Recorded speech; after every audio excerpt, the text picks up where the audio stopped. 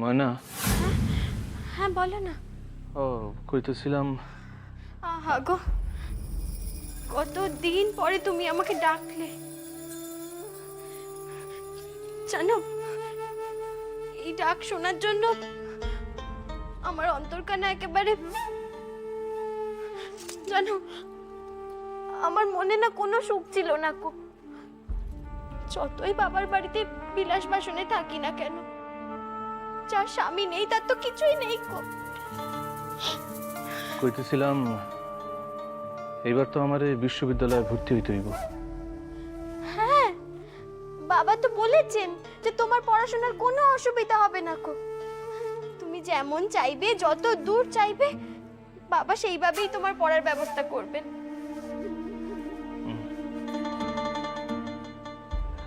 ময়না, কলকাতার পথে ঘাটে ঘুরে বেড়াইলে একদিন না একদিন আমার আমার বাবা জ্যাঠামশাইয়ের লগে ঠিক দেখা হইব। আমি আমি আমি আমার আমার বিশ্ববিদ্যালয়ের ছুটি হইলে এক এক দিন এক এক নূতন রাস্তা খুঁজে বার করুন। কতদিন আমার চক্ষুর আড়ালে থাকবেন আমার আমার বাবা জ্যাঠামশাই। দেখা আমার তাগুলাকে ঠিক হইব। আমার আমার মা জ্যাঠাইমা এনাদের কয়েকদিন না দীক্ষা থাকুন আমি। কিন্তু কিন্তু না, বাবা বলছিলেন যে তুমি এই বাড়ির জামাই বলে কথা, তোমার যাতায়াতের ব্যবস্থা বাবা গাড়িতেই করবেন। তাই তোমার আর রাস্তায় ঘুরে বেড়ানোর সুযোগ কোথায় বলো?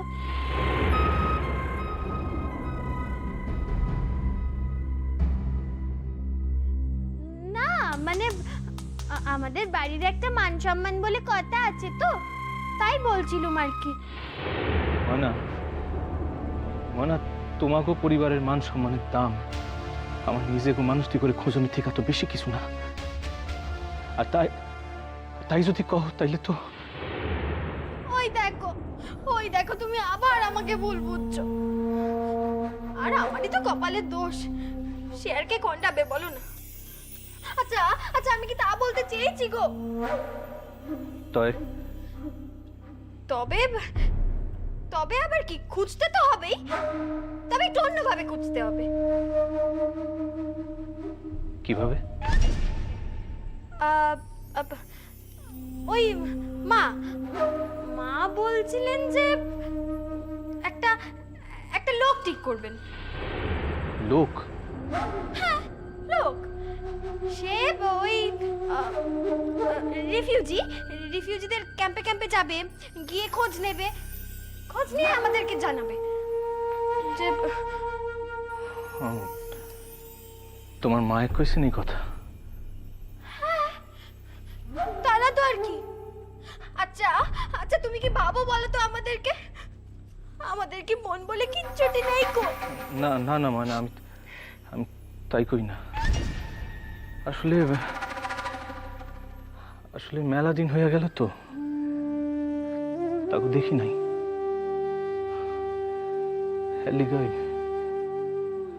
আমার আমার জ্যাঠামশাইয়ের বয়স হয়েছে ময়না। এই বয়সে এই ধাক্কা তিনি কিভাবে সামলাইতেছেন আমি জানি না। আমার মনে হয় আমারে পাশে পাইলে তিনি মনে হয় একটু জোর পাইতেন। আর আমি তাকে পাশে দাঁড়াইলে আমার মন খান শান্তি পাইতো।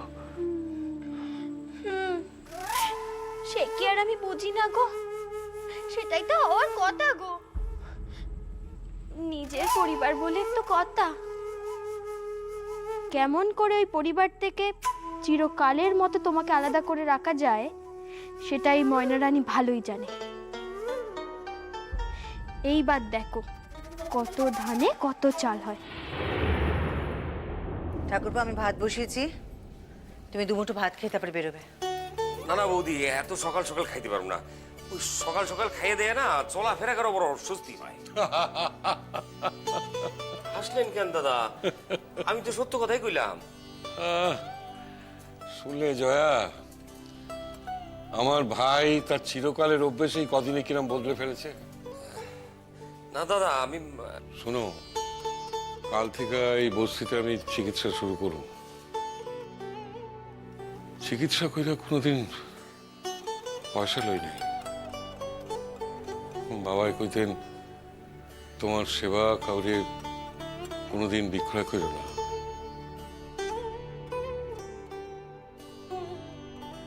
কি করুম, অবস্থার গতিকে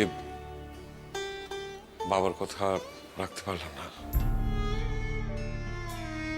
মনে হইতেছে কিছু অর্থ আইব, তোমরা আমাকে কিছুটা সময় দাও, কয়েকটা দিন। মনে হয় সংসারটারে আবার আমি ঠেলে তুলতে পারব।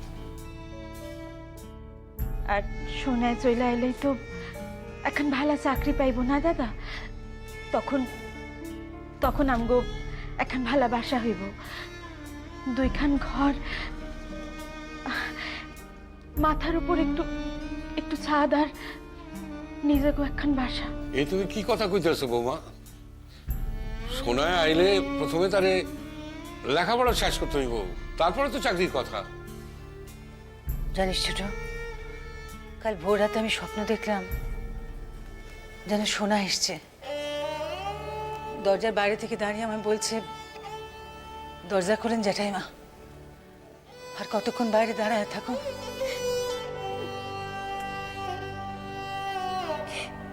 কান্দো না বৌমা, কান্দো না। বাড়ি তোমার একদিন হইবই। তোমার দাদায় বাইচে থাকলে একদিন ঠিক হই। তার লিগেই তো দাদা বেশ বুঝে গেছি, আমগো এই দেশেই গতি করে লইতে হইব। নিজেকে দেশে ফেরার আর কোনো সম্ভাবনা নাই। তার লিগাই তিল তিল করে পয়সা সঞ্চয় করতে হইব। এখন তো মান সম্মান থাকলে চলবো না দাদা, আমগো ভুলে যাইতে হইব আমরা রূপচাঁদপুরের চৌধুরী বংশ। মনে রাখতে হইব আমরা সর্বহারা, রিফিউজি। তাগো তো মান সম্মান থাকলে চলে না ছোট। না, কিছুতেই না। যতদিন বাঁচুম মনে রাখুম আমি রূপচাঁদপুরের চৌধুরী বংশের পোলা।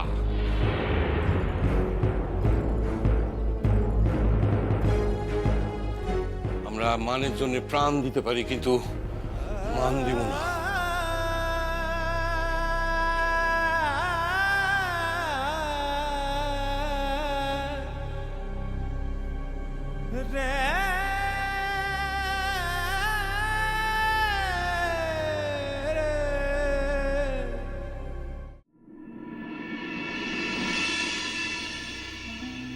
শেখ সাহেব,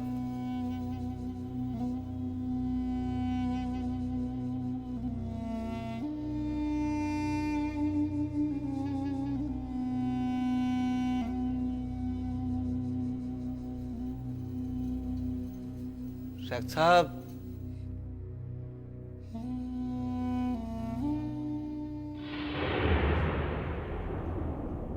কি খবর? যাইতাছ তো আইজ? হ যাইতাছি। এই কথাখানি কইতে আইছি আর কি, মানে ওই জাউনের ব্যবস্থা হগল পাকা, এই খবর খান দেওয়ানে লিগাই আইছি। আমিও নাও ভাড়া কইরা রাখছি, শুধাই তোমার অপেক্ষায় ছিলাম। শেষ পর্যন্ত হইল কি, তোমার মাইয়া রাজি হইল যাইতে তোমার লগে? হ রাজি হইছে। আমি তো আপনারে কইছিলামই যে আমি যেমন কইরা হোক আমি আমার মাইয়ারে আপনি নাওয়ে পৌঁছাইয়া দিয়াম। তয় তয় একখান কথা আছিল শেখ সাহেব। কি কথা কও? ওই ওই কইতাছিলাম যে মানে বুঝতেই তো পারতেছেন মানে কতখানি ঝুঁকি লইয়া আমি আমার মাইয়ারে আপনার নাওয়ে পৌঁছে দিয়ামু এই এই দেখো ঝুঁকি তুমি লইতাছো কিয়ের লিগা? নিজের মাইয়ার ভালার লিগা। তোমার মাইয়ার নানা দোষ। এক তো প্রথম স্বামী তারে তালাক দিয়া সারছে, তার নষ্টা চরিত্রের লিগা। এরপর সে মদ্দাগো লাখান হাতে বন্দুক দইরা যুদ্ধ করে। এই মাইয়ার ভবিষ্যৎ কি কত? এরে তো যে কোনো দিন সরকার শুলে চড়াইব। আমি দেখা তোমার মাইয়ার বালার লিগা তারে শাদীকরণের কথা ভাবছি। আমার লগে শাদী হইলে যদি সে পার পায়। হ হ তাই তাই মানে আমার মাইয়া আমারে যতই অপমান করুক আমি আমি ওইসব কিছু মনেই করি না আর কি। মানে আমি আমার মাইয়ার ভালা ছাড়া কি মন্দ কিছু করুম নাকি? যা করুম তো ভালাই করুম। সে তো একছের কথা। কইতেছিলাম যে শেখ সাহেব আমি আর অহন খারামু না, অহন যাই যাই। মাইয়া আমার লিগা অপেক্ষা করতে আছে তো। আবার মাইয়া তো জানে যে তারে লইয়া আমি এখন ওই ইয়ে সে কথা তো একবার তোমার লগে আমার সারা হইছে জব্বর। একখান কথা বারবার কও কেন? রাগ করেন কেন শেখ সাহেব? রাগ করেন না। মানে আমি আমি আমার মনের ভিতর খান কাউরে বুঝে উঠতে পারি না, কাউরে না। আর তো দেরি করা চলবো না জব্বর। আমার গায়ের বাসা এত কাছে না, মেলা দূর যাইতে হইব, অত দূরের পথ। তাইলে ওই কথাই পাকা হইল, ঘাটে নাও বান্ধা থাকবে। তুমি তোমার মাইয়ারে লইয়া আগে উঠলে এরপর আমি উঠুম। আর নাওয়ে আমগো লগে আমার দুইজন সঙ্গী থাকবো। সঙ্গী? হ্যাঁ, কেন শেখ সাহেব সঙ্গী কেন?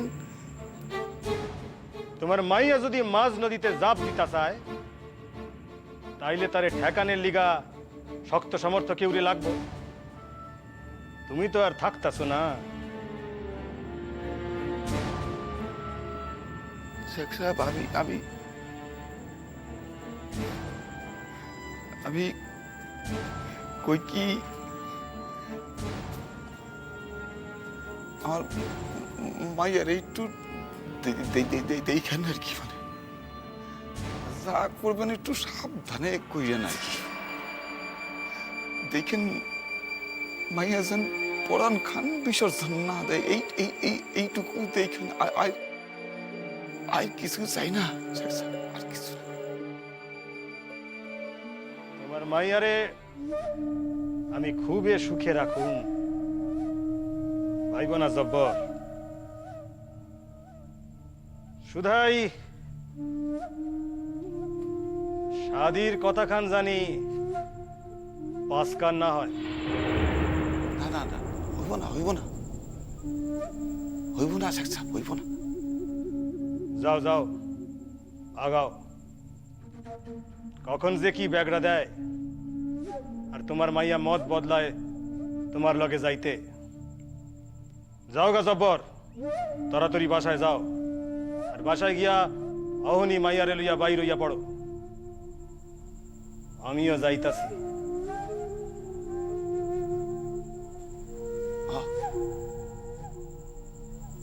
যাই তাই তাই তাই তাই যাই।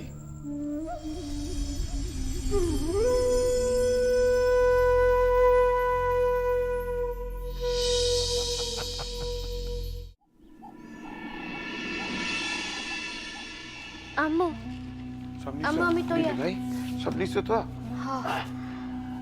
দাদা কহ দাদা তুমি আমার দোয়া করো দাদা, আমার জানি পরীক্ষার ফল ভালো হয়। তোমার উপরে আমার সবসময় দোয়া আছে, তুমি ভালো করবে আমি জানি। হ্যাঁ।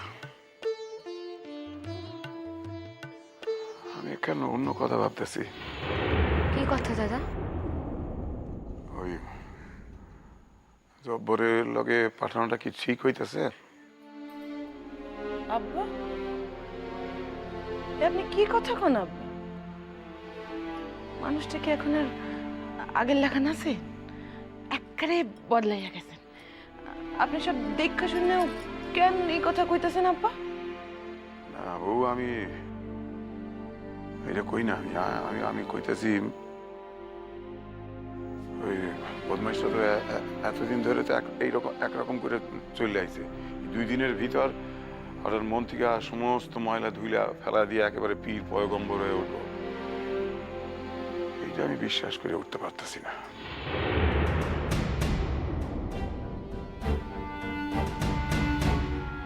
তাইলে আপনি যান, বারণ কইরা দেন আপনার পোলারে, তারে স্পষ্ট কইরা কইয়া দেন যে আপনি তারে বিশ্বাস করেন না। তা সে যতই ভালো হই আপনার সম্মুখে খাড়াক না কেন, আপনি তার লগে আপনি নাতিনরে পাঠাইবেন না। আপনি নিজে যাবেন আমুরে ঢাকায় লইয়া, কইয়া দেন না। বউ, তুই শুধু শুধু আমার উপর রাগ করতেছস।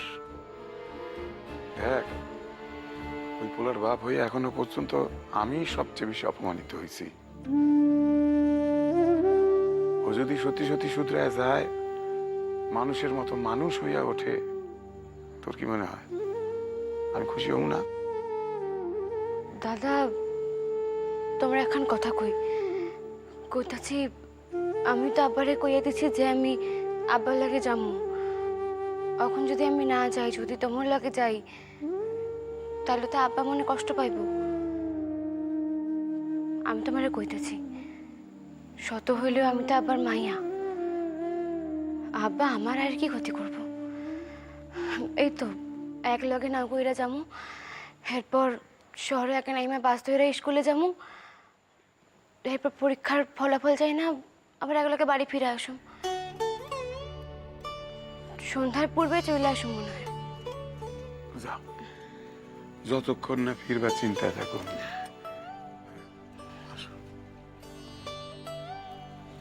আসি দাদা, আসো। আসি আম্মু। ও আম্মু, তুমি যাইবা কার লগে? কেন? মানুষটা কই গেল? কইয়া গেল তো অহনি আইতাছি। কি যে করে না। আব্বা আবার এখন কই গেল? দেরি হয়ে যাইব তো আমার। আম্মু, ও আম্মু, তুমি তো কিছু খাও নাই, দেরি হইয়া যাইব বইলা। আব্বা তো এখনো আসে নাই, তুমি খাড়াও, তোমার লিগে আমি খাবার লইয়া আসি।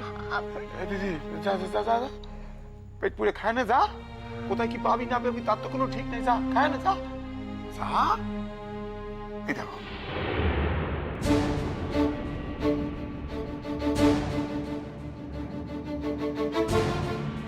আব্বা যে কি করে না, আব্বারে লইয়া আর পারি না।